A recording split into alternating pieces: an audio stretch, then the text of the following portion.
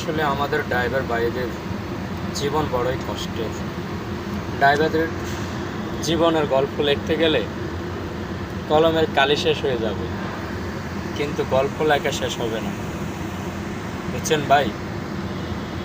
দেখুন, আজ সকাল ভোর 5টায় ফেনী মহিপালে একটি টিম বোঝাইকৃত গাড়ি কি মর্মান্তিক সড়ক দুর্ঘটনাটি ঘটে।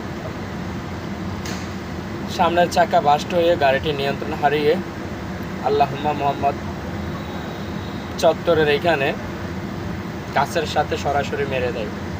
এতে গাড়ির সামনের অংশ একবারে দুমড়ে মুচড়ে, বাম পাশের অংশ একবারে ভেঙে চুরে ভেতরে ঢুকে যায়। সামনে একটি ব্যাটারি চালিত অটোরিক্সা ছিল, সেই অটোরিক্সাটিও গাড়ির সাথে ধাক্কা লেগে একবারে দুমড়ে মুচড়ে গাড়িটি বাইরে পড়ে যায়। অটোরিক্সার ড্রাইভারটি অনেক আহত হয়।